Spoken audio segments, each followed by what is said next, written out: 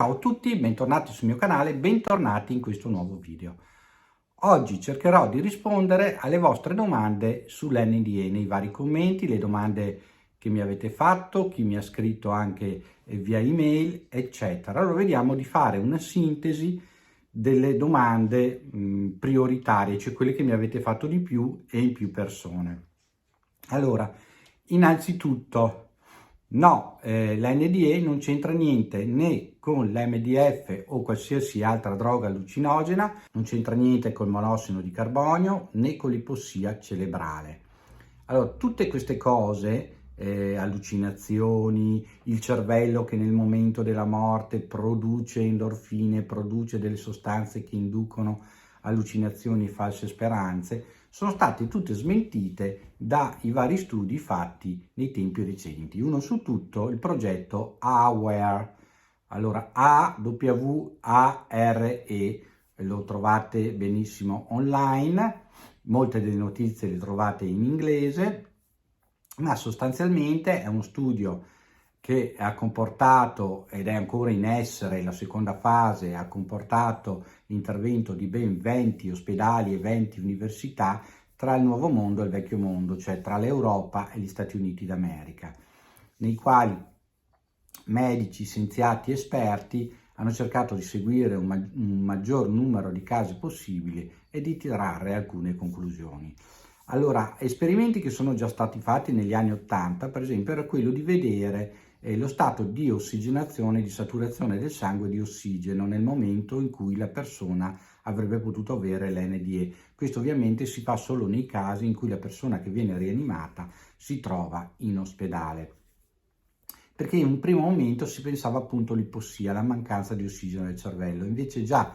in uno dei libri del dottor Moody è riportata la statistica, non si tratta di ipossia cerebrale, quindi non si tratta di mancanza di ossigeno. Poi si pensava che fossero alcuni farmaci utilizzati nel momento della rianimazione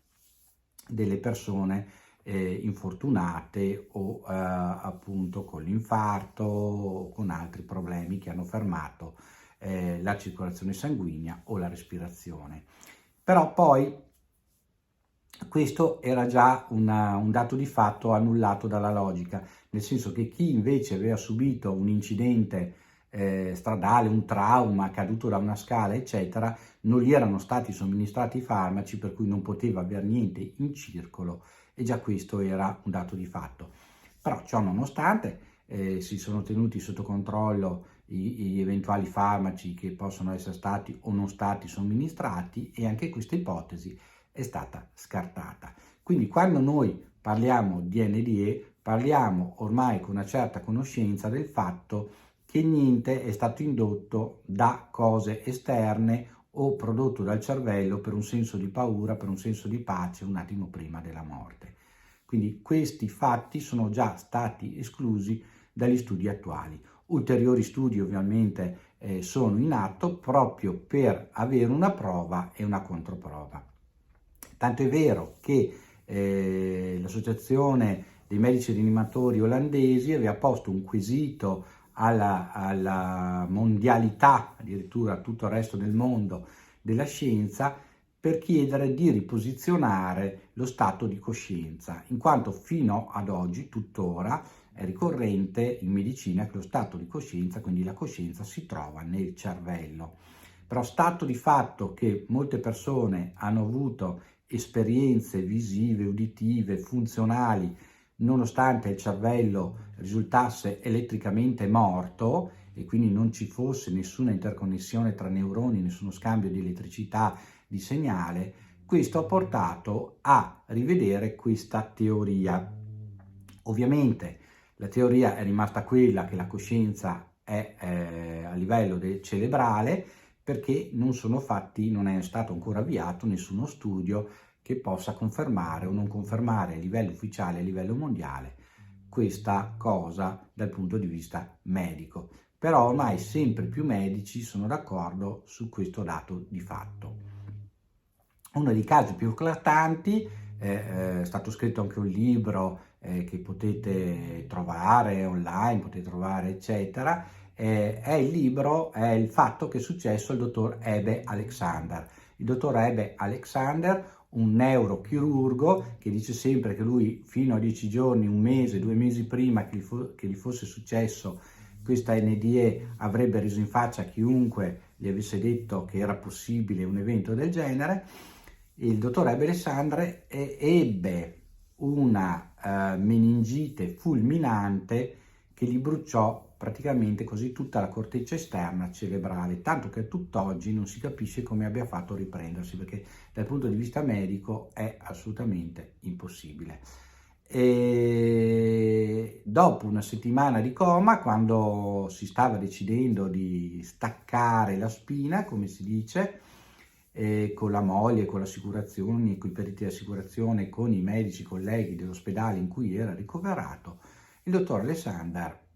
si è ripreso d'amblè e poi ha raccontato questa esperienza di NDE che gli è successa nel mentre che il suo cervello era fisicamente bruciato, fisicamente spento. E a testimoni di questo ci sono i tracciati elettroencefalici, ci sono tutte le analisi fatte dai medici che lo accudivano e quindi non c'è ombra di dubbio. Poi ovviamente c'è il dubbio che rimane perché spesso, a parte le cose della OBE, cioè quando c'è il momento dell'uscita del corpo e quindi chi ha subito l'NDE con l'OBE può trovare conferma nelle testimonianze delle persone che gli sono state intorno, dei medici, degli infermieri, in caso fosse stato subito assistito da medici e infermieri, o da eventuali testimoni che c'erano intorno, perché può raccontare in genere quello che ha visto, quello che ha sentito, cosa che sarebbe impossibile visto che in quel momento era clinicamente morto. Quindi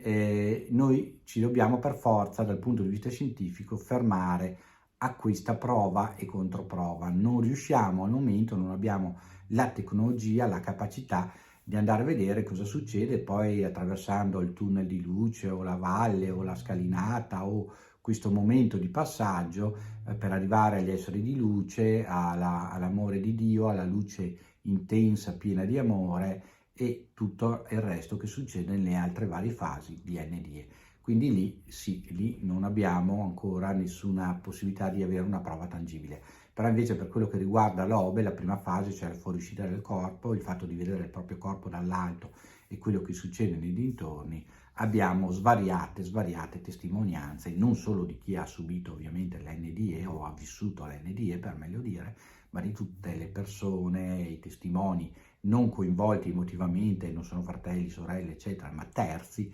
che si sono trovati coinvolti in questa esperienza di NDE.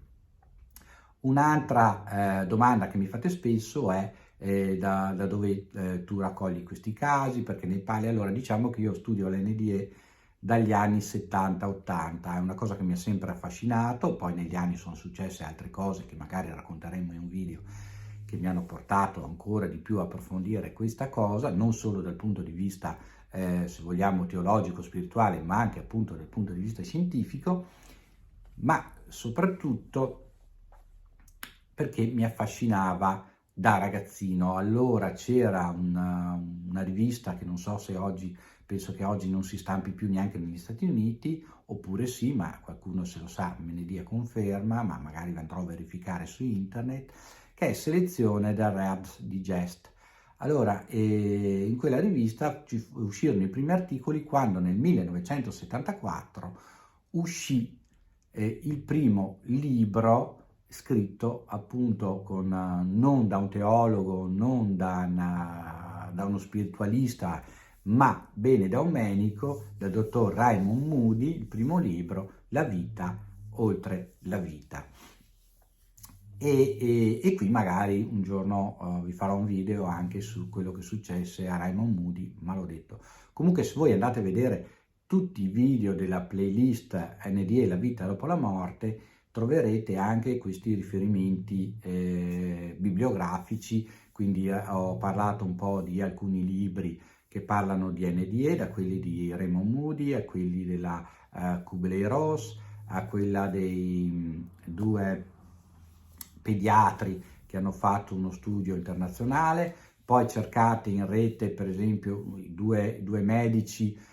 molto riconosciuti a livello internazionale, per esempio come Pim Van Lommel, che è un cardiologo estremamente famoso, molto quotato non solo a livello nazionale ma a livello internazionale, quindi il suo studio, e lo studio del dottor Sam Parmia, e poi ce ne sono decine e decine. Comunque cercherò di fare un video dove raccoglierò un po' una serie di fonti, di bibliografie, di persone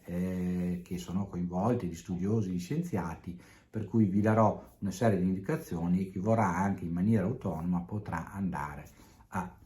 vedersi la conferma di questi casi. Qual è poi un altro come possiamo chiamarlo? Un'altra domanda che mi fate spesso. Un'altra domanda che mi fate spesso è, ad esempio,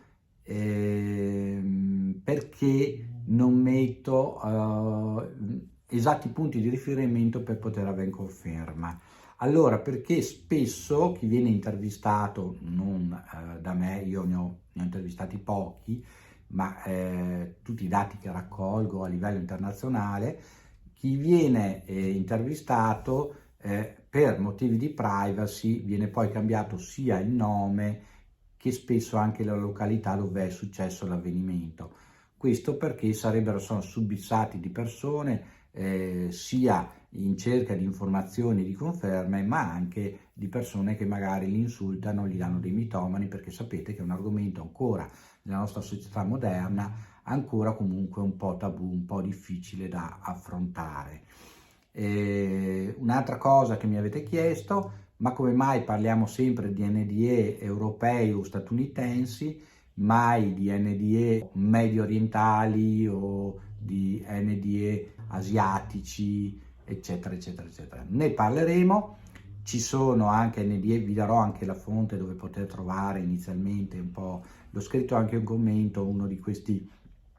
testi proprio medici in cui c'è questo resoconto delle NDE in Asia, e quindi sia nell'Asia minore che nell'Asia maggiore, come li chiamavamo una volta a scuola, e quindi potrete andare a verificare con mano che molti di questi casi succedono in tutto il mondo. Questi casi succedono dall'inizio della storia dell'umanità, e parleremo anche di questo, e come testimonianza porteremo non solo racconti di storici o testi e libri sacri, ma veri e propri avvenimenti conosciuti da tutti, ma che magari, così come ci sono stati raccontati, non capiamo lì per lì che si è trattata di un NDE, e quindi di una persona che per una serie di motivi anche naturali si è ripresa dalla morte e quindi poi ha raccontato il fatto straordinario.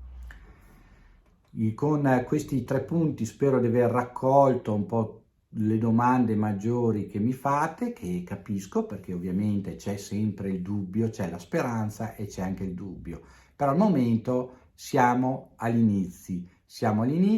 per fortuna le cose si muovono, per fortuna non è più un argomento relegato solo e esclusivamente alla religione, alla religiosità o alla spiritualità, ma un argomento che si può affrontare anche dal punto di vista scientifico e anche dal punto di vista umano. Scrivetemi qua nei commenti se ci sono degli argomenti che riguardano la vita dopo la morte in particolare che vi interessano. Io continuerò a portarvi sia testimonianze di casi, sia studi scientifici, sia riferimenti bibliografici.